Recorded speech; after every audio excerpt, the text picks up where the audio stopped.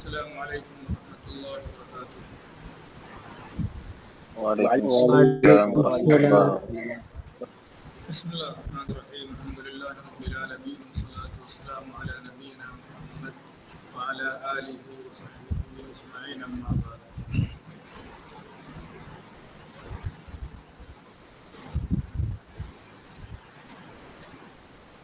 آج کس کی باری پڑھنے کی؟ جس سے میرے بارے بسم اللہ الرحمن الرحیم فیقول لا وعزتك لا أسألك غير ذلك فيؤتي ربه ما شاء من أهد وميثاق فيقدمه إلى باب الجنة فإذا بلغ بابها فرأى زهرتها وما فيها من النظرة والسرور فيسقط ما شاء الله أن يسقط فيقول يا ربي أدخلني الجنة فيقول الله تعالى ويحك يا ابن آدم ما أغدرك أليس قد أعطيت الأهد وميثاق ألا تسأل غير الذي أوتيت فيقول يا ربي لا تجعلني أشقى خلقك فيضحك الله عز وجل منه ثم يأذن له في دخول الجنة فيقول له تمنى فيتمنى حتى إذا انقطعت أمنيته قال الله عز وجل ازد من كذا وكذا أقبل يذكره ربه عز وجل حتى إذا انتهت به الأماني قال الله تعالى لك ذلك ومثله معه قال أبو سعيد الخدري لأبي هريرة رضي الله عنهما إن رسول الله صلى الله عليه وسلم قال الله عز وجل لك ذلك وأشتراط أمثاله قال أبو هريرة لم أحفظ من رسول الله صلى الله عليه وسلم إلا قوله لك ذلك ومثله معه قال أبو سعيد الخدري إني سمعته يقول ذلك لك وأشتراط أمثاله۔ جی ہاں، تو کل آپ پڑھ رہے تھے کہ اللہ سبحانہ و تعالیٰ عصات کو جہنم سے نکالے گا، اور جن کو جنت میں جانا ہے وہ جنت میں، اور جن کو جہنم میں رہنا ہے وہ جہنم میں، اور سب سے آخری بندہ جو جہنم سے نکالا جائے گا اس کے بارے میں پڑھ رہے تھے آپ کہ اس کا چہرہ جہنم کی طرف ہوگا، کہے گا اللہ جہنم کی طرف سے میرا چہرہ آپ پھیر دیجئے، اور فقط کشفنی ریحھا، اس کی بدبو میرے ناک کے اندر گھس رہی ہے۔ کشفنی کے معنی ہوتا ہے سمنی و آذانی، مجھے زہر لگ رہی ہے، مجھے میرے لیے بہت ہی تکلیف دہ ہو رہی ہے۔ واحرقنی دکاوا، اس کی جو تپش ہے، شدید گرمی ہے، وہ مجھے جھلسائے دے رہی ہے۔ اللہ تعالیٰ فرمائیں هل عصیت ان فعل ذلک بک، کہیں ایسا تو نہیں اگر تمہارے ساتھ یہ کر دیا گیا اور تمہاری آرزو پوری کر دی گئی، انت صلا غیر، پھر اس کے بعد تم کسی اور چیز کا مطالبہ شروع کر دو، کہے گا لا وعزت، نہیں تیرے عزت کی قسم۔ اللہ تعالیٰ کو طرح طرح کے عہد و پیمان دے گا، اللہ میں وعدہ کرتا ہوں، تجھ سے پیمان کرتا ہوں، اور یہ پیمان ٹوٹے گا نہیں کہ بس ایک یہی کام میرا کر دیجئے، میں رخ ادھر سے ادھر پھیر دیجئے۔ اللہ تعالیٰ کا حکم ہوگا، فرشتے اس آدمی کا چہرہ جہنم کی طرف سے پھیر کر کے جنت کی طرف لے کر دیں گے۔ فَإِذَا أَقْبَلَ بِهِ عَلَى الْجَنَّةِ، جب اللہ تعالیٰ اس کا رخ جنت کی طرف پھیر دے گا، جب وہ جنت کی طرف متوجہ ہوگا، رَأَى بَهْجَتَهَا، جنت کے اندر جو رونق ہوگی، تازگی ہوگی، وہ دیکھے گا۔ سَكَتَ مَا شَاءَ اللَّهُ أَن يَسْكُتَ، خاموش رہے گا کچھ دن، جب تک اللہ سبحانہ وتعالیٰ چاہے گا خاموش رہے گا۔ ابھی قریب قریب تازہ وعدہ کیا ہے، اے اللہ آگے کوئی مطالبہ نہیں ہوگا، تب کیسے پھر کہیں اللہ مجھ سے کچھ اور چاہیے؟ ثم قال، پھر کچھ دنوں بعد وہ کہے گا یا ربی قدمنی عند باب الجنہ، اے اللہ جنت کے دروازے کے قریب کر دیجیے مجھے، میں اس لائق کہاں کہ جنت کے اندر جاؤں؟ جنت کے اندر جانے والے تو وہ لوگ ہیں جنہوں نے دنیا کے اندر نیک اعمال کیے، اچھے اعمال کیے، میں اس قابل کہاں کہ میں جنت کے اندر داخل ہو جاؤں؟ اے اللہ جنت کے دروازے تک تو کر ہی سکتے ہیں کہ جنت کے دروازے پر کر دیجئے، چلے دروازے پر پہرے داری کروں گا، گیٹ میں نہیں ہی کروں گا، میں جنت کے دروازے پر کر دیجئے۔ اللہ تعالیٰ فرمائیں گے الیس قد آتیت الوعود والمیثاق، کیا تم نے عہد نہیں کیا تھا، پختہ وعدہ نہیں کیا تھا، اللہ تسأل غیر الذی کنت سالتا، یہ تم نے سوال کیا تھا اس کے علاوہ اور کچھ نہیں مانگو گے؟ فیقول یا ربی لا اکون اشقی خلقی، اے اللہ تیرے بندوں میں، تیری مخلوقات میں سب سے زیادہ بدقسمت بدبخت میں ہی رہوں، ایسا تو نہ ہو کہ تیرے بندوں میں سب سے بدقسمت میں ہی رہوں، اے اللہ وہ جنت کے دروازے پہ کر دیجیے۔ تو اللہ تعالیٰ فرمائیں گے فما عصیت ان اعطیت ذلک ان تسأل غیرہ، کہیں ایسا تو نہیں کہ اگر جنت کے دروازے پر میں تمہیں پہنچا دوں تو تم پھر کوئی نیا مطالبہ شروع کر دو، کہیں جنت کے اندر جانے کی تمنا تمہارے اندر جاگ جائے، ایسا تو نہیں ہوگا؟ فیقول لا وعزت، کہے گا نہیں نہیں اللہ کی قسم، اے اللہ تیری عزت کی قسم، بالکل اس کے بعد کوئی سوال ہی نہیں کرنا مجھے۔ فیعطی ربہ ما شاء من عہد ومیثاق، اللہ سبحانہ وتعالیٰ سے جو اللہ تعالیٰ چاہے گا وہ عہد میثاق کرے گا، پیمان کرے گا، پختہ وعدے کرے گا۔ اللہ تعالیٰ حکم دیں گے فرشتوں کو چلو جنت کے دروازے پر پہنچا دیں۔ فَإِذَا بَلَغَ بَابَهَا، جب وہ آدمی جنت کے دروازے پر پہنچ جائے گا، فَرَأَىٰ زَهْرَتَهَا، جنت کے اندر جو تر و تازگی ہے، وَمَا فِيهَا مِنَ النَّضْرَةِ وَالسُّرُورِ، اس لوگوں کے دل کے اندر جو سرور ہے، چہروں پر جو رونق و تازگی ہے، جب وہ سب دیکھے گا کہ وہاں جنت کے مکین کیسے ہوتے ہیں، جنت میں کیسی ہریالی، کیسی تازگی ہے، فیسکت ما شاء اللہ ان یسکت، جب تک اللہ تعالیٰ چاہے گا بندہ خاموش رہے گا، پھر اسی وقت کہے گا یا رب ادخلنی الجنہ، اے اللہ جنت کے کسی کونے میں ڈال دیجیے بس۔ جنت کے محل اور جنت کے محلات جن میں لوگ رہ رہے ہیں، ان میں میں کہاں جا سکتا ہوں؟ کہ جنت کے کسی کونے میں، فٹ پاتھ پہ کہیں تو بہرحال جا ہی سکتا ہوں، اے اللہ بس جنت کے اندر کہیں کر دیجیے۔ اللہ تعالیٰ کہے گا وَيْحَكَ يَا ابْنَ آدم، اے آدم کے اولاد تمہارا ناس ہو، ما اغدرک، کتنے غدار تم ہو، کتنا غدر تمہارے یہاں پایا جاتا ہے، وعدہ خلافی تمہارے یہاں کتنی پائی جاتی ہے، کتنے عہد و پیمان، کتنے وعدے، لیکن وعدہ شکنی تمہارے یہاں پائی جاتی ہے۔ الیس قد آتیت العہد والمیثاق، تم نے عہد نہیں کیا تھا، پختہ میثاق نہیں کیا تھا کہ جو تمہیں دے دیا گیا ہے اب اس کے آگے کچھ اور نہیں مانگو گے۔ فیقول یا ربی لا تجعلنی اشقی خلقی، اے اللہ اپنی مخلوقات میں سب سے زیادہ بدبخت مخلوقات میں ہی نہ رہوں، اے اللہ بس جنت کے اندر کسی کونے میں کہیں داخل کر دیجئے۔ توبہ توبہ میری توبہ بھی کوئی ہے توبہ، ٹوٹ جائے بار بار کہاں سے لاؤں۔ تو بہرحال یہ انسان ہے، انسانی فطرت ہے، انسان کو جب تھوڑا سا مل جائے تو اس پر قناعت نہیں ہوتی، مزید کی طلب ہوتی ہے، انسانی فطرت ہوتی ہے۔ اللہ سبحانہ وتعالیٰ بہرحال اس سے زیادہ کون واقف ہو سکتا ہے انسان کی اس فطرت سے، اور انسانی یہ فطرت وہاں بھی ختم نہیں ہوگی، اور انسان وعدہ کرنے کے بعد بھی اپنا وعدہ انسان بھول جائے گا اور کہے گا اے اللہ سبحانہ وتعالیٰ اب آپ کے ہاں کیا کمی ہے، دنیا میں دوسروں کے یہاں کمی ہو سکتی ہے، آپ کے ہاں تو کوئی کمی نہیں۔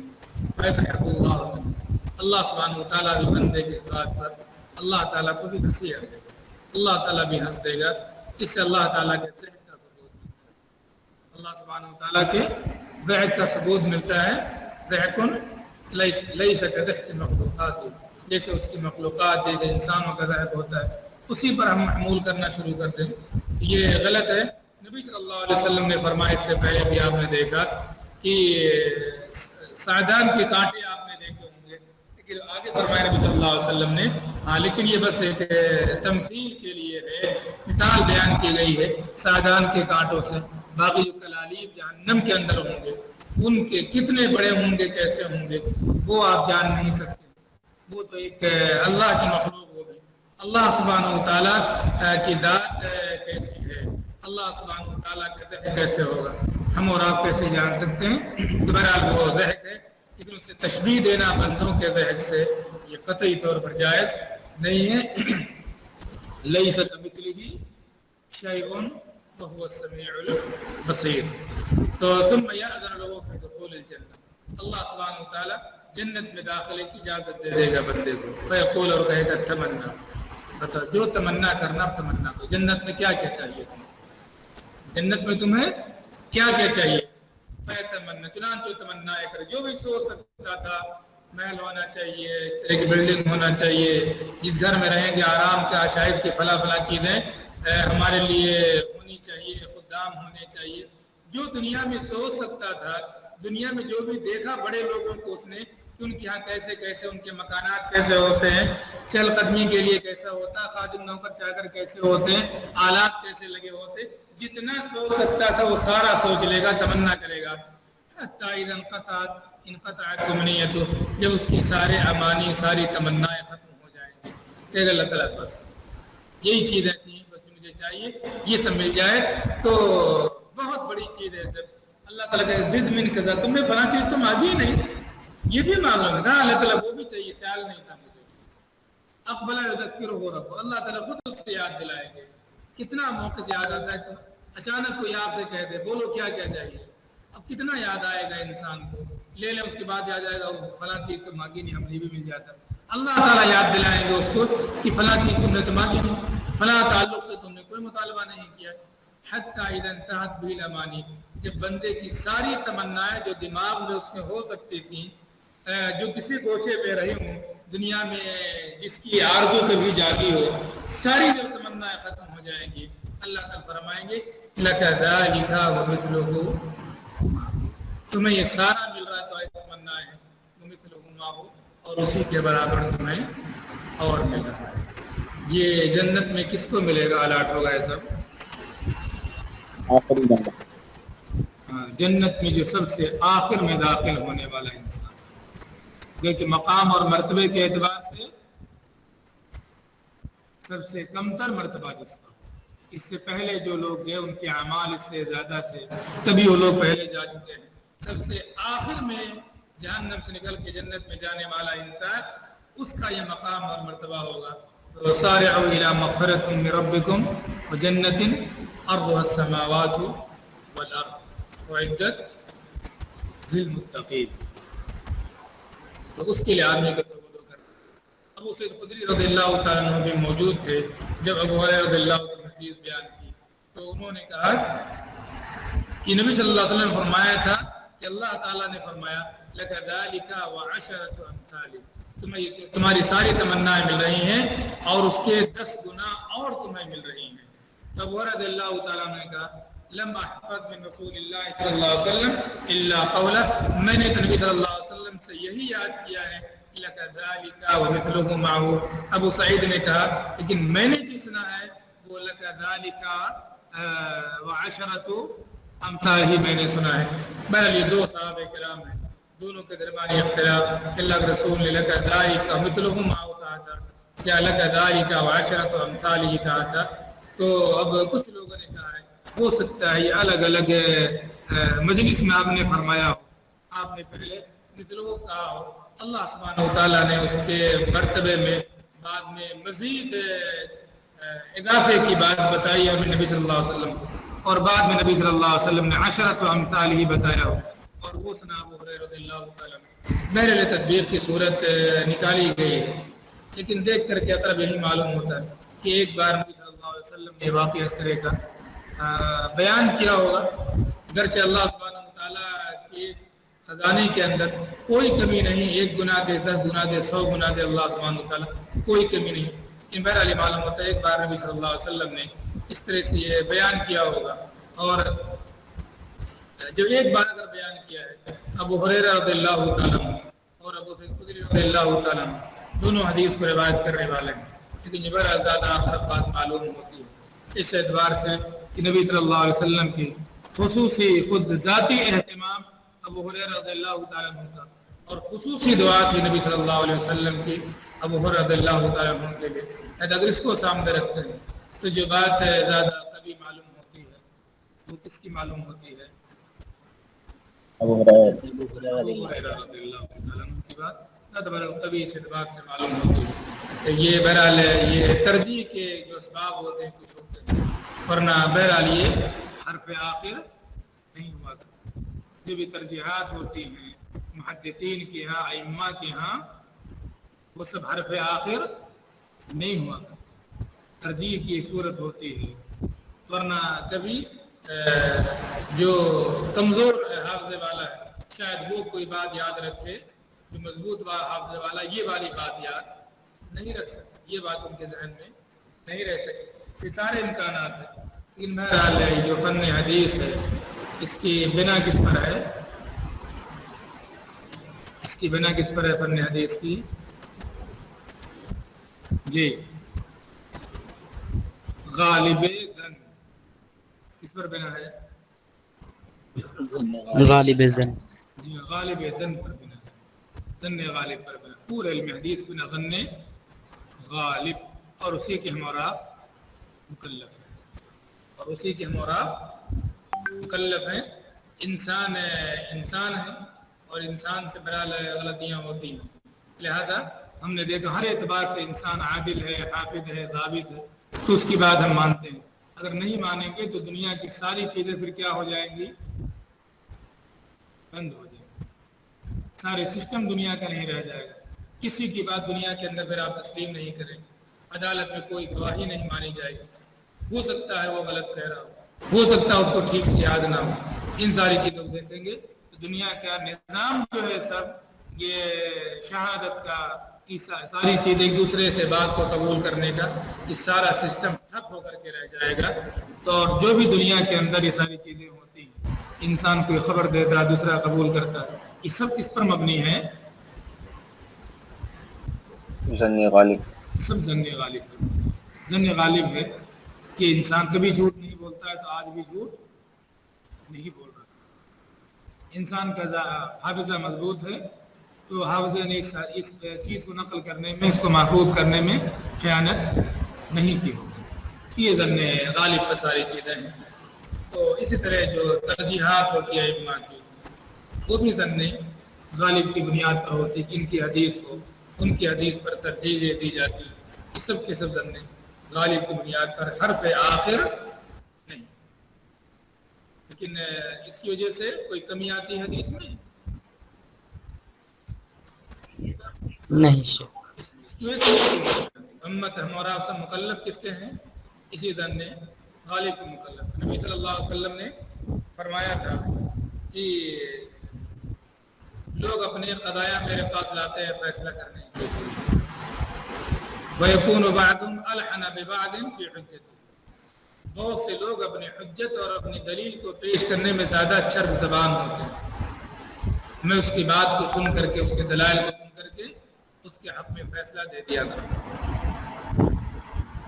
لہذا اگر میں کسی دوسرے کا حق تھا لیکن کسی کی بات کو سن کر کے دوسرے کے حق میں فیصلہ دے دوں تو قطعی طور پر وہ نہ لے، کیونکہ میں اسے کیا دے رہا ہوں؟ جہنم کا ٹکڑا میں دے رہا ہوں۔ معلوم ہوا کہ انسان کوئی ہو سکتا ہے کہ اس کی بات صحیح نہ ہو، لیکن جو ہمارے سامنے اصول ہیں، ضوابط ہیں، آدمی نے کیا بات کہی، گواہی کس انداز سے پیش کی، اس کی روشنی میں فیصلہ کیا جاتا ہے کہ اس کے اندر غلطی کا امکان ہے یا نہیں ہے، غلطی کا امکان ہے۔ تنفیذ لیکن ہوگی کہ نہیں ہوگی؟ تنفیذ ہوگی کہ نہیں ہوگی؟ ہوگی، ہاں تنفیذ ہوگی اس کی، جو بھی آگے فیصلے تھے اپنے طور پر فرمایا آپ نے کہ آپ کا دل اندر سے کہہ رہا ہے کہ گرچہ گواہی اور فلاں فلاں چیزیں میں نے مضبوط بنا رکھی تھی، اس کی بنیاد پر میرے حق میں فیصلہ ہو گیا ہے، لیکن خود اپنا دل کہہ رہا ہے کہ نہیں، اصل میں یہ چیز میری نہیں ہے۔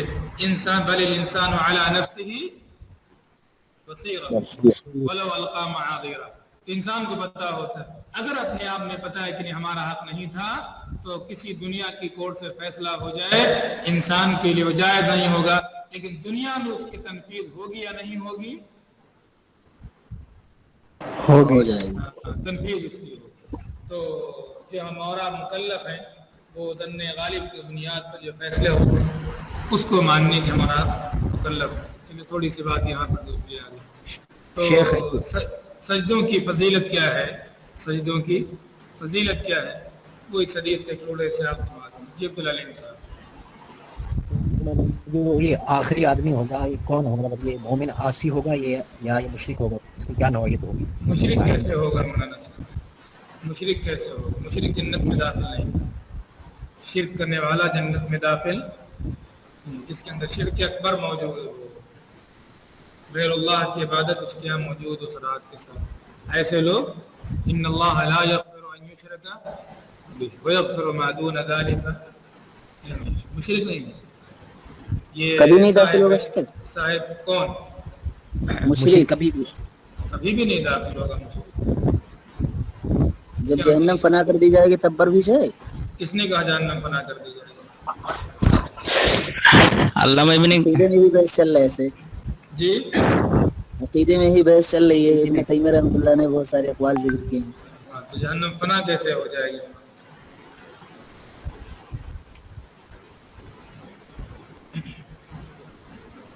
ہاں تو اس میں پڑھا ہوگا آپ نے بھی، یا پڑھیں گے، اس لیے میں راجع بات کون سی ہے؟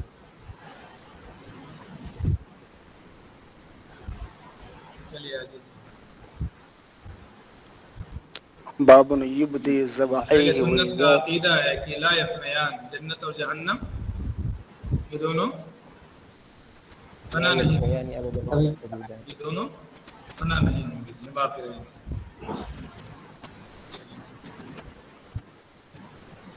باب يبدي ذبائح ويضافي في السجود.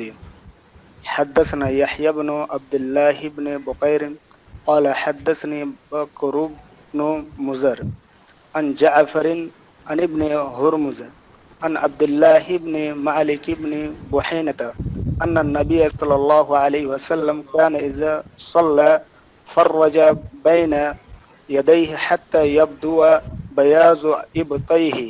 وقال الليث حدثني جعفر بن ربيعة نحوه. باب ہے سجدوں کے مسائل چل رہے ہیں۔ یبدی ضبعیہ ویجافی فی السجود۔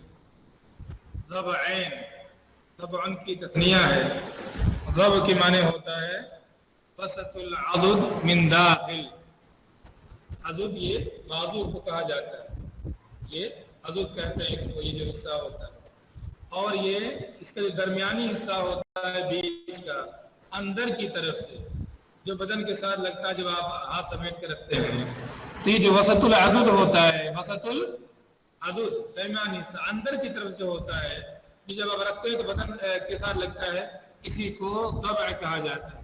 تو یبدی ضبعہ ہے، جب سجدہ کریں گے تو ضبعین کو ظاہر کر کے رکھیں گے، اس طرح سے آپ سجدہ کریں گے کہ یہ جو ضبعین ہیں یہ نمایاں رہیں آپ کو، ویجافی، اور ان کو اپنے بدن سے جدا کر کے رکھیں گے، دور کر کے رکھیں گے، الگ کر کے رکھیں گے۔ تو سجدہ کرنے کا یہ طریقہ ہوگا کہ یبدی ضبعہ ہے، اپنے ضبعین کو، اپنے بازو کے اندر والے حصے کو ظاہر کر کے رکھیں گے۔ ظاہر کب ہوگا؟ جبکہ بدن سے چپکا ہوا نہیں ہوگا۔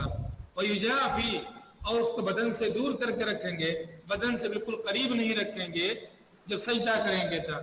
حدیث یہاں پر ہے عبداللہ ابن مالک ابن بحینہ کی، نبی صلی اللہ تعالیٰ عنہ کہ نبی صلی اللہ علیہ وسلم اذا صلی، جب صلاۃ ادا کرتے تھے، فرج بین یدیہ، فرج بین یدیہ، تو دونوں ہاتھوں کے درمیان تفریج کرتے تھے، کشادگی کرتے تھے۔ فرج ہوتا تھا، کشادگی ہوا کرتی تھی، یعنی بدن سے چپکا ہوا ملا ہوا ہے، وہاں کوئی کشادگی نہیں ہے، تو وہاں پر آپ کشادگی رکھتے تھے۔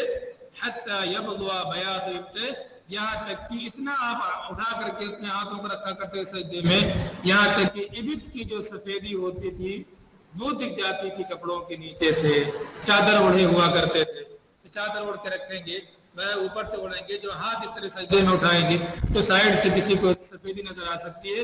اتنا آپ اس طرح سے بدن سے ہاتھوں کو دور رکھتے تھے کہ ابطین کی سفیدی نظر آیا کرتی تھی۔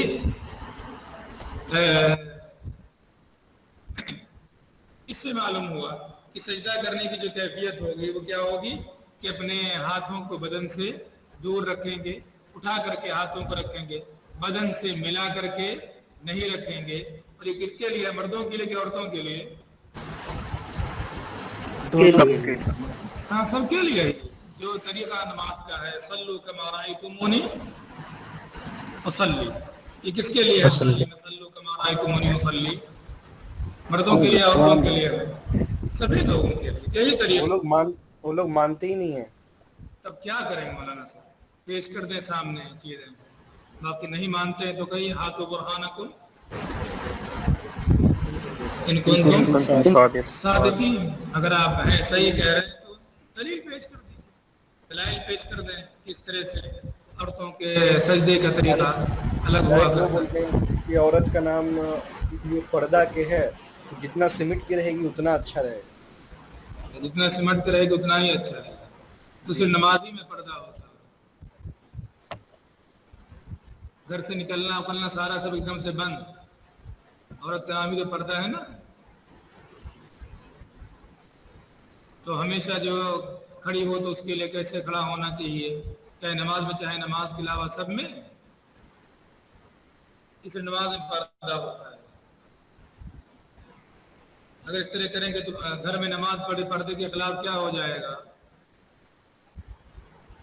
चलिए फिर मसला ये इस तरह नमाज पढ़ेंगे आप, ये अगर आप जमात के साथ नमाज पढ़ रहे हैं, मिल मिल के खड़े हुए हैं, तो कैसे करेंगे आप।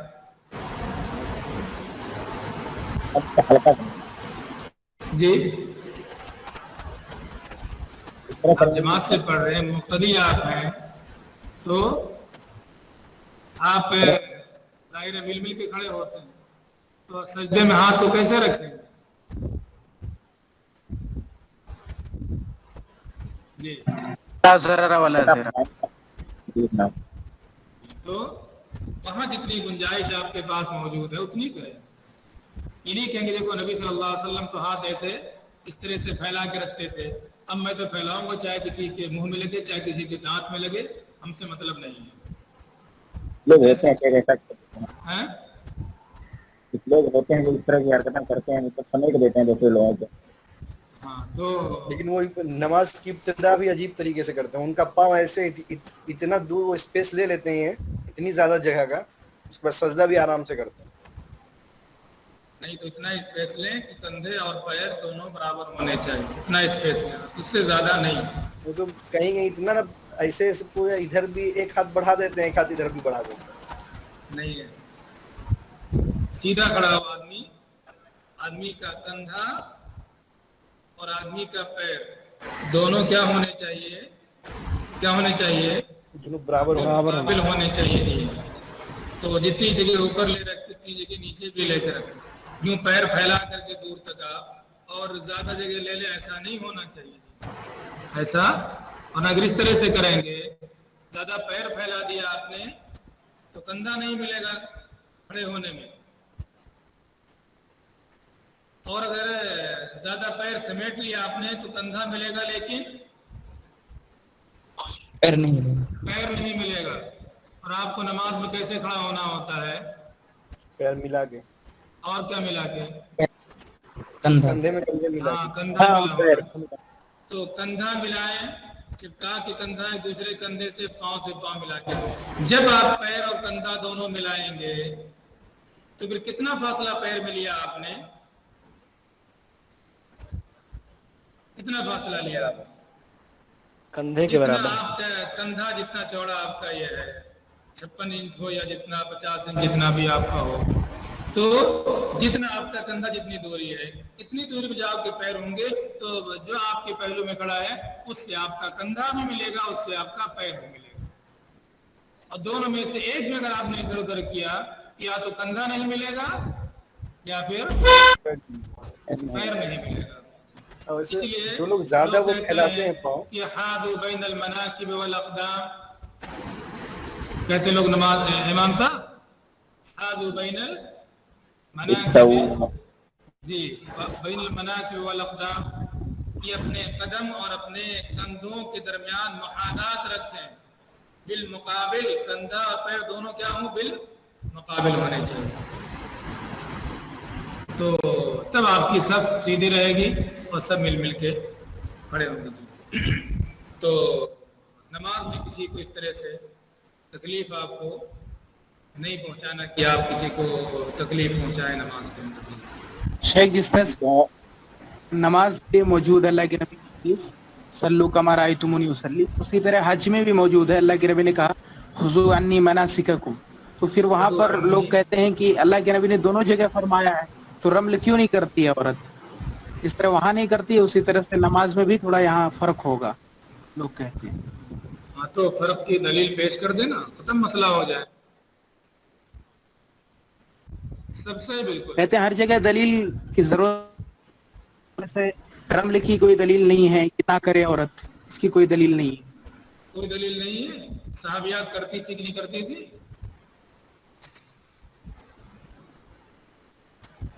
جی صحابیات اللہ عالم اس کرتی کا تھی. حکم. چلیے میں دیکھوں گا صحابیات کے بارے میں انشاءاللہ، اس کے بارے میں.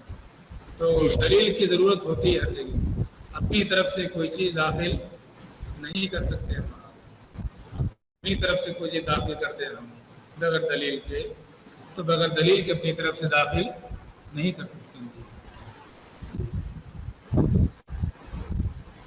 اچھا، یحییٰ بن بکیر نے جو پیچھے روایت کی، جن سے بھی روایت کی وہ لیس سے، پچھلے جتنی بھی روایت آئی ہے ان کی لیس سے، لیکن یہاں پہ جو ان سے روایت نہیں کی ہے یحییٰ بن بکیر نے. تو آگے دیکھیے کیا موجود. وقال اللیث حدثنی جعفر بن ربیعہ نحوہ. اور لیث نے کہا کہ جعفر بن ربیعہ نے ہم سے اسی طرح حدیث بیان کی. جعفر بن ربیعہ جو ابن ہرمز کے شاگرد ہیں، اور ان کے دو شاگرد ہوئے، ایک بکر بن مضر اور دوسرے کون ہے؟ لیث ابن سعد. یہاں پر بھی اس حدیث کو بھی روایت کرنے والے کون ہیں؟ لیث ابن سعد ہیں. جی میں نے شروع میں بتایا تھا آپ کو، جب دوسری حدیث پڑھائی تھی میں نے آپ کو، تیسری حدیث، کہ یحییٰ بن بکیر کی جو بھی روایتیں صحیح بخاری کے اندر موجود ہیں عموماً وہ آپ کو کس کی ملیں گی؟ لیث ابن لیس. سعد سے ملیں گی.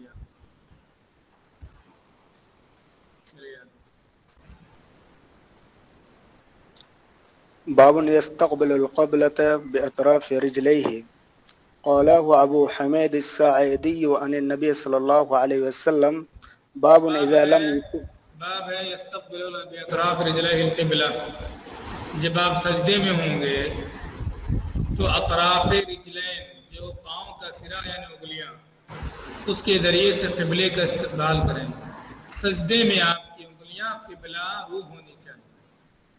اس طرح پیر کو رکھیں گے آپ کہ پیر بالکل سیدھا نہ کھڑا ہو آپ کا، یعنی انگلیاں بالکل سیدھی نہ ہوں، بلکہ آپ پیر کو اس طرح رکھیں کہ آپ کی انگلیاں قبلہ رو مڑی ہوئی ہوں.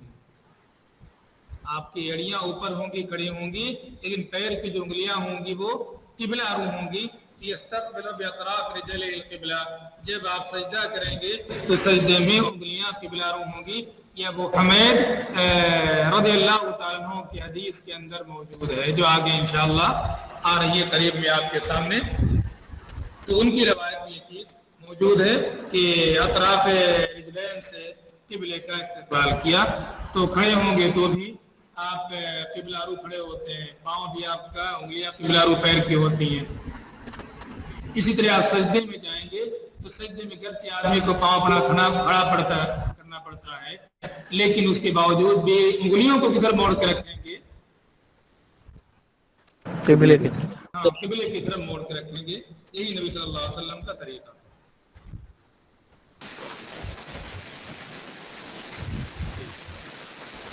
باب إذا لم يتم سجوده. حدثنا السلط بن محمد قال حدثنا مهدي عن واصل عن أبي وائل عن حذيفة أنه رأى رجلا لا يتم ركوعه ولا سجوده، فلما قضى صلاته قال له حذيفة ما صليت؟ قال وأحسبه قال ولو مت على غير سنة محمد صلی اللہ علیہ وسلم. باب اذا لم يتم السجود. کوئی سجدہ کرتا ہے کہ سجدے کا اتمام نہیں کرتا ہے، جو سجدے کا طریقہ ویسے سجدہ نہیں کرتا ہے، اس میں طمانینہ نہیں ہوتا ہے، سر جھکایا اٹھا لیا فوراً. جی حذیفہ رضی اللہ تعالیٰ کے بارے میں بتا رہے ہیں ابو وائل، انہوں نے ایک آدمی کو دیکھا رکوع سجود کوئی کا اتمام نہیں کر رہا ہے. جب اس نے صلاۃ مکمل کی تو حذیفہ نے کہا ما صلی، تم نے نماز پڑھی ہی نہیں. پہلے بھی حدیث رکوع کے باب میں بھی آ چکی ہے. اور مجھے یاد پڑتا ہے انہوں نے یہ بھی کہا تھا اگر اسی پر تمہارا انتقال ہو گیا تو سنت محمدی پر تمہارا انتقال نہیں ہوگا، طریقہ نبوی پر تمہارا انتقال نہیں ہوگا، کسی اور طریقے پر تمہارا انتقال ہوگا اگر تم نے اتمام نہیں کیا۔ اب سجود کا اتمام کیسے ہوگا، سجدہ کیسے کریں گے، وہ آگے والے باب میں موجود ہے۔ باب السجود على 7 أعظم. حدثنا قبيصة قال حدثنا سفيان عن عمرو بن دينار عن طاووس عن ابن عباس أمر النبي صلى الله عليه وسلم أن يسجد على 7 أعضاء ولا يكف شعرا ولا ثوبا ثوب الجبهة والیدین والرکبتین والرجلین۔ جی ہاں، تو عبداللہ ابن عباس رضی اللہ تعالیٰ عنہ کی حدیث ہے کہ نبی صلی اللہ علیہ وسلم کو یہ حکم ہوا تھا اللہ سبحانہ وتعالیٰ کی طرف سے کہ آپ سجدہ کریں تو 7 اعضاء پر آپ کے سجدے ہونے چاہیے۔ کتنے اعضاء پر؟ 7 اعضاء پر آپ کے سجدے ہونے چاہیے۔ ولا یکف شعرا ولا ثوبا، سجدہ کر رہے ہوں جب آپ تو اپنے بالوں کو نہ سمیٹیں، ولا ثوبا کپڑے کو نہ سمیٹیں۔ جو سجدہ کرتے ہیں کسی کے لمبے بال ہوتے ہیں ان کو سمیٹتا کہیں دھول نہ لگ جائے، کپڑا سمیٹتا ہے انسان، کپڑا کہیں جو ہے گندا نہ ہو جائے ہمارا، یہ چادر اوڑھے ہوئے زمین پہ لگ کے کہیں گندی نہ ہو جائے ہماری، چلو تہبند تو نہ دھو لیں گے کچھ گندا ہو جائے گا۔ یہ کبھی ہوتا ہے کہ جہاں نماز پڑھ رہے مسجد کیسی ہوتی ہے، یہ کیسی ہوتی تھی پہلے، ہوتی تھی، وہی زمین ہے سائڈ میں کچھ بنا دیا اور اس کے بعد مسجد بن گئی، زمین ویسے ہی ہے جیسے ہوتی تھی۔ ابھی آپ کو تصور نہیں ہوگا ایسے کیسے گندا وندا ہونا کیا ہوتا ہے، تو اسی زمین میں نماز پڑھتے تھے تو بال ہمارا گندا نہ ہو جائے، جن کے لمبے لمبے بال ہوتے تھے، یہ چادر اوڑھے ہوئے ہیں وہی کپڑا ہوتا تھا تو وہ گندی نہ ہو جائے، یا تہبند ویسے سمیٹ لو کہ زیادہ حصہ زمین پر پڑنے نہ پائے گندا ہو جائے۔ تو سجدے میں یہ سب نہیں کرنا، یہ سارے عمل عموماً کب ہوتے ہیں؟ نماز سے پہلے، سجدے میں ہوتے ہیں عام طور سے۔ سجدے میں خطرہ ہوتا ہے بال گندا ہو جائے زمین پہ پڑے گا، تو سجدے میں کپڑا گندا ہو جائے کہ زمین پہ پڑ جائے گا، تو حکم ہوا کہ سجدہ کریں 7 اعضاء پر اور بال اور کپڑا نہیں سمیٹنا ہے، اس میں کیا کرنے میں سجدہ کرنے میں، سجدہ کرنے، ہاں سجدہ کر رہے ہو تو بال نہیں سمیٹیے کہ یوں بال کر کے اوپر لے جائیں اور اس طرح سے کپڑے کو ادھر ادھر سمیٹیں کہ زمین پہ لگ نہ جائے، یہ سب نہیں کرنا سجدے کے اندر۔ اور 7 اعضاء کون سے ہیں؟ الجبہہ، ایک تو پیشانی، والیدین اور دوسرے دونوں ہاتھ، والرکبتین دونوں گھٹنے، والرجلین اور دونوں پاؤں۔ تو کتنے ہو گئے؟ 2 2 4 اور 2 6، جبہہ کتنا ہو گیا؟ یہ 7۔ یہ 7 اعضاء ہیں جن پر آپ کو سجدہ کرنا ہے۔ ان اعضاء میں سے اگر ایک بھی عضو آپ کا زمین پر نہیں پڑا تو آپ کا سجدہ نہیں ہوگا۔ لہذا اگر سجدے میں پیر اٹھائے رہے، آپ سجدے میں گئے اور پیر پورے سجدے میں آپ پیر اٹھائے، ہاں اٹھائے رہے اوپر، تو سجدہ ہوا آپ کا؟ نہیں ہوا۔ خیال رکھیے گا ایسے، کیونکہ سجدے میں کچھ لوگ پیر اٹھائے رہتے ہیں جی، تو اگر سجدے میں پیر اٹھائے رہے جی، کہتے ہیں کہ مطلب اٹھ جاتا ہے اپنے آپ ہی ایسے، تھوڑی دیر اٹھ گیا الگ مسئلہ، لیکن اگر پیر اٹھائے رہے سجدے میں مکمل تو پھر آپ کا سجدہ نہیں ہوگا۔ تو شیخ سجدہ نہ ہونے کی صورت میں نماز بھی نہیں ہوگی؟ کہاں بغیر سجدے کی نماز ہوتی؟ صحابی نے کیا کہا تھا؟ ما صلیت، صحابی نے کیا کہا تھا؟ ما صلی، اس لیے میں نے کہا کہ آرہ کہیں سجدہ کرنا، اللہ رسول نے کہا کہ فصل فإنک لم تصلی، لم تصلی۔ جی ہاں، تو سجدہ کریں گے، سجدے کا طریقہ ہے اس طرح مکمل آپ کا سجدہ ہونا چاہیے۔ تو پاؤں زمین سے اوپر نہیں ہونا چاہیے، آپ جائیں سجدہ کریں اور پیشانی زمین پہ نہ پڑے آپ کی، کہ یہاں کیچڑ تھوڑی ہے ویسا 1 انچ اوپر رکھ کے سجدہ کر لیں، آپ ہو جائے گا سجدہ؟ نہیں ہوگا سجدہ۔ تو چاہے آپ پیشانی زمین پہ نہ رکھیں اور چاہے آپ جی پیر زمین پہ نہ رکھیں، یہ 7 اعضاء جن پر سجدہ کرنا ہے آپ۔ शेख नाक को क्यों नहीं शुमार किया? है ना, वो भी शुमार है। उसी में शेख जबहा में? हाँ वो भी है, दूसरी रवायतों के अंदर वो भी मौजूद है जी। अल्लाह रसूल ने इशारा किधर किया था? आपने नाक पर किया था। अभी अगले आगे बाब आ रहा है जी।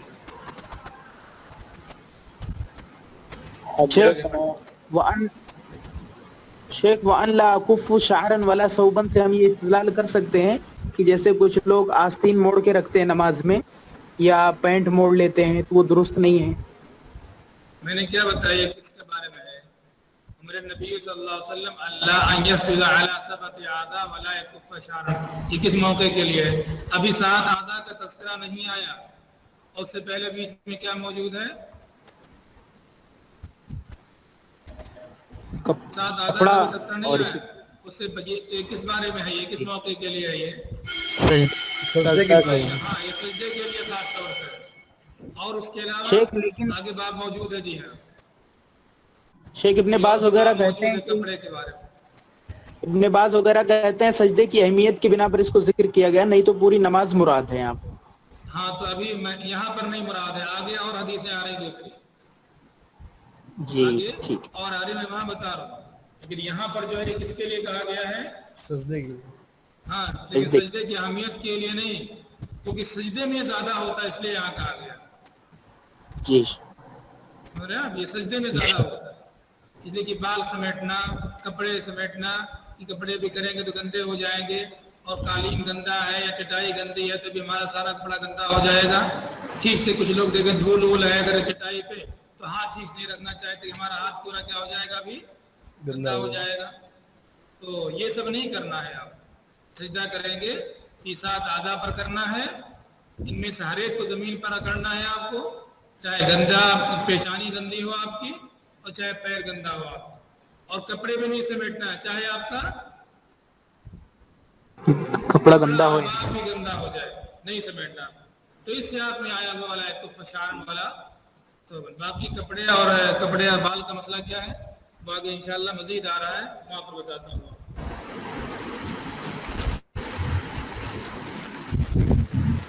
चलिए इंशाल्लाह।